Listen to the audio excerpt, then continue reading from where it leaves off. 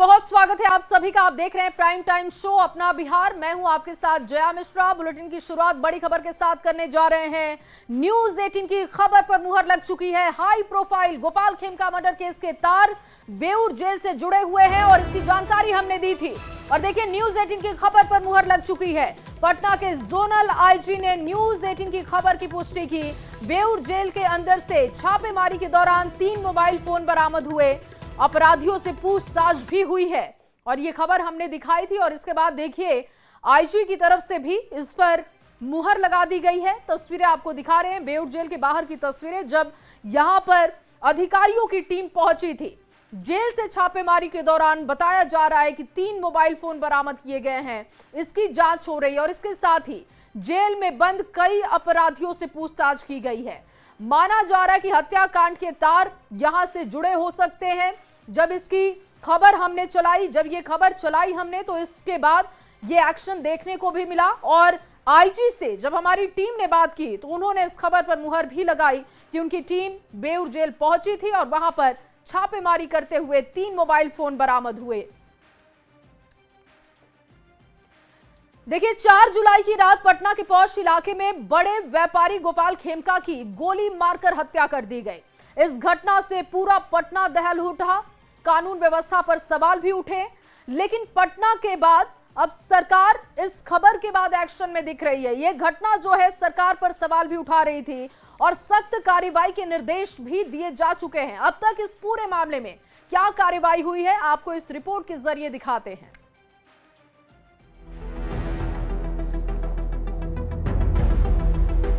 इस तस्वीर को देखिए, इसने सिर्फ बिहार ही नहीं पूरे देश में तहलका मचा दिया है और बिहार पुलिस की कार्यशैली को कटघरे में खड़ा कर दिया है। तस्वीर पटना के बेहद पौष इलाके गांधी मैदान थाना क्षेत्र की है, जहां चर्चित व्यापारी गोपाल खेमका की हत्या कर दी गई। बेखौफ अपराधी ने गोली मारी और फरार हो गया। परिजन उन्हें लेकर अस्पताल पहुंचते इससे पहले ही उन्होंने रास्ते में दम तोड़ दिया। परिजनों का आरोप है कि पुलिस सूचना के बाद भी 1.5 घंटे की देरी से पहुंची, पर पुलिस इसे नकार रही है। घटना बड़ी है, लिहाजा सरकार भी एक्शन और पुलिस दोनों एक्शन में। बेऊर जेल में पुलिस ने अचानक छापा मार दिया क्योंकि गोपाल खेमका हत्याकांड के तार बेऊर जेल से जुड़ रहे हैं। जो कुछ हमारे पास में इनपुट्स थे उसके आधार पर जेल में छापेमारी की गई है। जैसा कमिश्नर साहब ने बताया कि कुछ मोबाइल इत्यादि रिकवर किए गए, कुछ और प्रतिबंधित वस्तुएं मिली हैं। पुलिस और पटना जिला प्रशासन लगातार कार्रवाई की बात कह रहा है, साथ में ये दावा भी कि जल्द ही हत्याकांड का खुलासा होगा। 3 मोबाइल मिला है और कुछ नंबर्स मिले हैं, वो लिखे हुए थे कागज पर, डायरी में, तो वो सब मिले हैं। तो उसकी जांच पुलिस करेगी। खुद मुख्यमंत्री नीतीश कुमार ने अपने आवास पर राज्य के डीजीपी सहित पुलिस के बड़े अधिकारियों के साथ बैठक कर कानून व्यवस्था की समीक्षा की और मामले की जांच के लिए एसआईटी का गठन किया। मुख्यमंत्री ने सोशल मीडिया साइट एक्स पर पोस्ट कर लिखा कि अपराधियों को छोड़ा नहीं जाएगा। डिप्टी सीएम सम्राट चौधरी ने बताया कि मुख्यमंत्री ने सख्त कार्रवाई का आदेश दिया है। जरूरत पड़ी तो अपराधियों को घर में घुसकर गोली मारी जाएगी और किसी भी तरह की लापरवाही बर्दाश्त नहीं की जाएगी। 24 घंटे के भीतर बड़ी कार्रवाई की जाएगी। सरकार आदरणीय मुख्यमंत्री जी ने स्पष्ट तौर पर कहा है कि जिन लोगों ने भी कानून हाथ में लिए हैं उसके कानून उसके घर में घुसकर उसको मारने का काम सरकार की पुलिस करेगी। साथ को छोड़ दी। राज्य के दूसरे डिप्टी सीएम विजय कुमार सिन्हा ने गोपाल खेमका के आवास जाकर परिवार के लोगों से मुलाकात की और कहा कि अपराधी बख्शे नहीं जाएंगे। आए या घटना की जानकारी के अभाव में इनकी सुस्ती और लापरवाही दिखाई पड़ी है। ऐसे लोग बख्शे नहीं जाएं। 2018 में गोपाल खेमका के बड़े बेटे की हत्या हुई थी और 7 साल बाद उसी तरीके से गोपाल खेमका की भी हत्या कर दी गई। सवाल है कि क्या दोनों हत्याकांड के तार एक साथ जुड़े हुए हैं? इन सवालों के जवाब ढूंढना पुलिस के लिए बहुत जरूरी है, क्योंकि बिहार की राजधानी पटना में हुई इस हाई प्रोफाइल हत्याकांड ने पुलिस पर तो सवाल खड़ा किया ही है, विपक्ष को भी निशाना साधने का मौका दे दिया है। न्यूज 18 के लिए पटना से संजय, शैलेंद्र और रजनीश कुमार के साथ ब्यूरो रिपोर्ट। देखिए, पटना में व्यापारी गोपाल खेमका हत्याकांड के बाद बिहार का राजनीतिक पारा चढ़ चुका है। विपक्षी नेताओं ने लॉ एंड ऑर्डर के मुद्दे पर पुलिस और सरकार पर निशाना साधा है। दूसरी ओर सत्ता पक्ष के नेताओं का कहना है कि अपराधी बख्शे नहीं जाएंगे। आपको सुनवाते हैं। Law and order Nitish Kumar की यूएसपी रही है, जिसकी वजह से उन्हें सुशासन बाबू कहा गया। लेकिन जब उन्हीं के सीएम रहते पटना में बड़े व्यापारी की हत्या हो गई, वो भी चुनाव से ठीक पहले, तो विपक्ष हमला करने का मौका कहां छोड़ने वाला था। हम जिस दिन ओथ लिए थे 17 महीनों वाला, उस दिन कहीं आरा में कुछ घटना हो गई थी, तो यही मीडिया के लोग लिखते थे जंगल राज रिटर्न्स। वाह रे भाई वाह, आज क्या है, आज क्या स्थिति है। इस घटना ने आरजेडी और कांग्रेस सहित पूरे विपक्ष को सरकार पर निशाना साधने का मौका दे दिया। कह रहा हूं कि लालू जी के राज में, जंगल राज में और नीतीश के राज में कोई फर्क नहीं है, और जो लॉ एंड ऑर्डर की स्थिति है वो दिनों दिन और खराब होगी, क्योंकि नीतीश कुमार का इकबाल खत्म हो गया है। विपक्ष गोपाल खेमका हत्याकांड के बहाने राज्य की कानून व्यवस्था पर निशाना साध रहा है, तो सत्ता पक्ष के नेताओं का कहना है कि अपराधी जो भी हों बच नहीं सकते। अपराधी को सजा मिलेगी, अपराधी बच नहीं पाएंगे। चुनावी साल है, ऐसे में छोटे से छोटा मुद्दा भी बड़ा बन जाता है। यहाँ तो बिहार की राजधानी में बड़े व्यापारी की हत्या हुई है, तो सियासी वार पलटवार का होना लाजमी है। खेमका हत्याकांड के खुलासे में जितनी देरी होगी, बिहार का राजनीतिक पारा उतना ही चढ़ता जाएगा। न्यूज़ 18 के लिए पटना से संजय, शैलेंद्र और रजनीश कुमार के साथ ब्यूरो रिपोर्ट।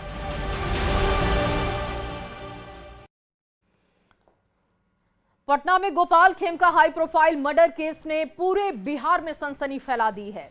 जिस तरीके से पुलिस की नाक के नीचे इस घटना को अंजाम दिया गया, उसके बाद सबसे बड़ा सवाल प्रशासन की कार्यशैली पर है।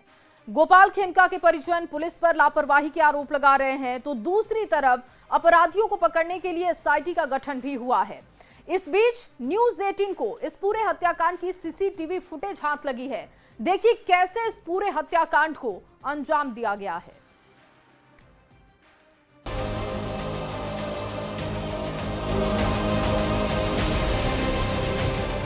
पटना के सबसे बड़े कारोबारी की हत्या ने पूरे बिहार को हिलाकर रख दिया है। पुलिस की नाक के नीचे हुई इस हत्याकांड ने एक बार फिर से खाकी को सवालों के घेरे में खड़ा कर दिया है। सवाल ये कि क्या पुलिस सिर्फ दावों से कानून व्यवस्था कायम रखना चाहती है? क्योंकि जिस जगह इस मर्डर को अंजाम दिया गया वो बेहद हाई प्रोफाइल इलाका है। इसी बीच न्यूज़ 18 बिहार झारखंड को इस हत्याकांड की सीसीटीवी फुटेज हाथ लगी है, जिसमें इस हत्याकांड से जुड़ी एक मिनट की जानकारी है। आपको भी इस पूरी हत्याकांड की टाइमलाइन समझाते हैं कि कब कब कहां और कैसे इस हत्याकांड को अंजाम दिया गया।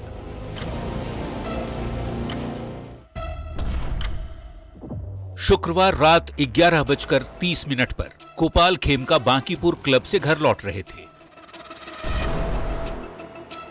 रात 11:38 राम गुलाम चौक के पास खेमका की गाड़ी घर के सामने पहुंची। रात 11:38 हेलमेट पहना एक अपराधी खेमका की गाड़ी के पास आकर गोलियां दागी और बाइक से फरार हो गया। रात 11:40 परिजन गोपाल खेमका को अस्पताल ले गए, लेकिन डॉक्टरों ने मृत घोषित कर दिया। रात 1:10 परिजनों के मुताबिक सूचना के बावजूद पुलिस 1.5 घंटे तक नहीं पहुंची।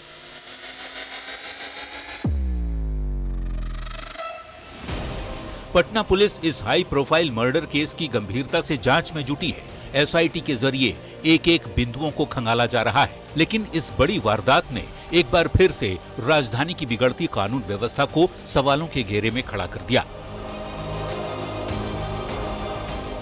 न्यूज़ 18 के लिए पटना से संवाददाता संजय कुमार के साथ ब्यूरो रिपोर्ट।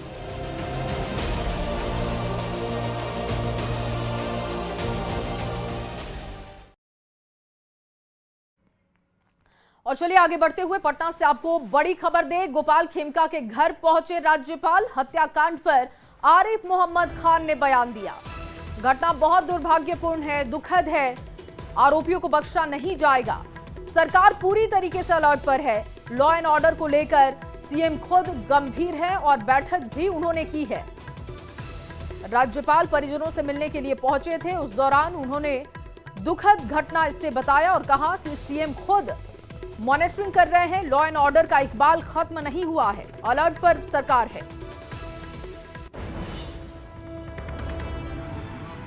ऐसी मुझे पूरी उम्मीद है और मुझे बताया गया है कि माननीय मुख्यमंत्री जी ने अब बनाइए जो भी लॉ एंड ऑर्डर के लिए जो भी लोग जिम्मेदार हैं शांति व्यवस्था के लिए, उनके साथ मीटिंग की है और बहुत कड़े निर्देश दिए हैं कि जिसमें हम पकड़े हुए बनाइए ना के खिलाफ कार्रवाई, बहुत सख्त से सख्त कार्रवाई।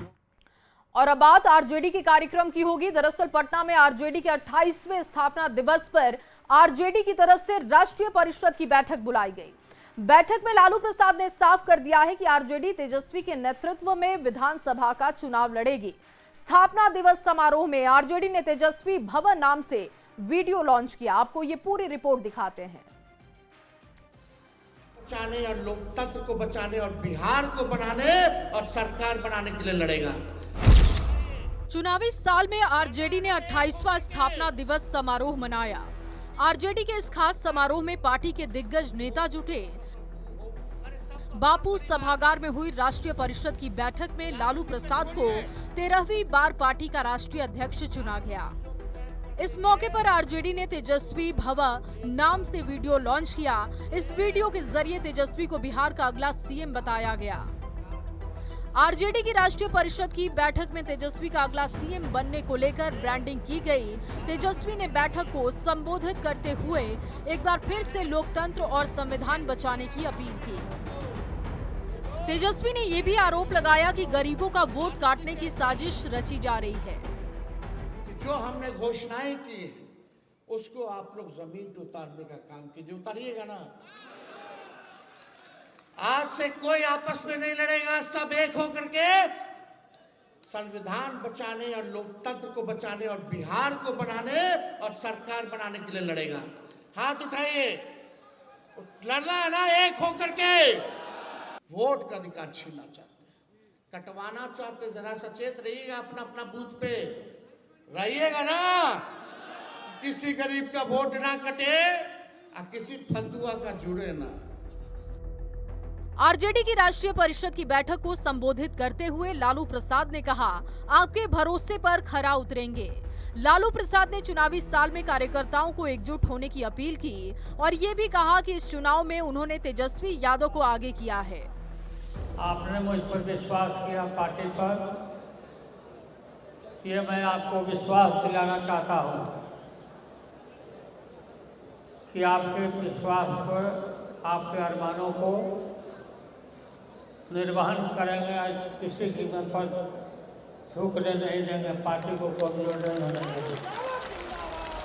वहीं राबड़ी देवी ने राष्ट्रीय परिषद की बैठक में एक बार फिर से निर्वाचन आयोग पर निशाना साधा। राबड़ी देवी ने मतदाता पुनर्निरीक्षण अभियान पर सवाल उठाया। हटाने के लिए वोट से जो अधिकार है वोट के, उसको भी हटाने के लिए साजिश चल रहा है। जो 20 साल में काम नहीं हुआ, 20 साल में काम नहीं हुआ, तो 2 महीना में कैसे वोटर लिस्ट गरीबों के बनेगा? आरजेडी की राष्ट्रीय परिषद की बैठक से साफ हो गया कि पार्टी तेजस्वी के नेतृत्व में बिहार विधानसभा चुनाव लड़ेगी। आरजेडी ने तेजस्वी को बतौर सीएम फेस भी लॉन्च कर दिया है। चुनावी साल में आरजेडी की इस बैठक के जरिए अपना मिशन में जुट गई है। चुनावी साल में आरजेडी इस बैठक के जरिए अपने मिशन में जुट गई है। पैकेज नहीं देंगे। न्यूज़ 18 के लिए पटना से रवि एस नारायण की रिपोर्ट। ज्यादा कुछ नहीं कहना चाहता। और वहीं मुख्य चुनाव आयुक्त ज्ञानेश कुमार ने बिहार में मतदाता पुनरीक्षण पर सवाल उठाए जा रहे थे जो उसको लेकर रिएक्ट किया है। ज्ञानेश कुमार ने कहा कि कानून के मुताबिक हर चुनाव से पहले मतदाता सूची को अपडेट करना जरूरी होता है। बिहार में 2003 के बाद मतदाता सूची की विस्तृत जांच नहीं की गई थी। मुख्य चुनाव आयुक्त ने इस पूरी प्रक्रिया को संविधान के अनुरूप बताया है। उन्होंने आगे ये भी कहा कि बिहार में मतदाता सूची साल 2003 में तैयार हुई थी और ऐसे में जिन लोगों के नाम उस सूची में हैं, उन्हें कोई कागज दिखाने की जरूरत नहीं है और इसी तरीके से उनके जो बच्चे हैं उन्हें किसी कागज को दिखाने की जरूरत नहीं है। ये कार्य सुचारू रूप से चल रहा है। सभी राजनीतिक पार्टियां सहयोग कर रही हैं और इस काम में 1 लाख से ज्यादा बूथ स्तर के कार्यकर्ता लगे हैं। सभी लोग ईमानदारी से काम कर रहे हैं। बिहार में 22 साल पहले 1/1/2003 की जो मतदाता सूची है, उसमें जो भी लोग उनको प्राथमिक दृष्टि से संविधान के अनुच्छेद 326 के अंतर्गत पात्र माना जाएगा, अर्थात जिन लोगों का नाम उस सूची में है उनको कोई कागज नहीं देना और अगर जब उनके बच्चों के मतदाता पत्र बनते हैं तो उनको भी अपने माता पिता के लिए कोई कागज नहीं देना। जहां तक समय परिधि की बात है, जब 2002 में मतदाता सूची का बिहार में गहन परीक्षण हुआ था, तब भी 15 जुलाई से 14 अगस्त अर्थात 31 दिन में हुआ था और इस बार भी 24 जून से लेकर 25 जुलाई तक 31 दिन के अंतर्गत हो रहा है। और चलिए इस बीच आपको बड़ी जानकारी दे दे, बिहार में विशेष पुनरीक्षण जारी है और 1.4 करोड़ नामांकन फॉर्म एकत्रित किए गए। लगभग 94% फॉर्म वितरित हुए। शाम 6 बजे तक के आंकड़े आपके सामने रखने जा रहे हैं। देखिए, शाम 6 बजे तक का जो आंकड़ा है 1,04,16,545 नामांकन फॉर्म मिलने के बताए जा रहे हैं, जबकि 13.19% फॉर्म प्राप्त हो चुके हैं। 7.90 करोड़ मतदाताओं के आधार पर प्रतिशत ये आपको दे रहे हैं। फॉर्म वितरण का प्रतिशत भी बढ़कर 93.57% है। एक अच्छा खासा आंकड़ा दिखाई दे रहा है और देखिए लगातार इसकी जानकारी भी दी जा रही है। ये आंकड़े क्या कहते हैं वो आपके सामने रख रहे हैं।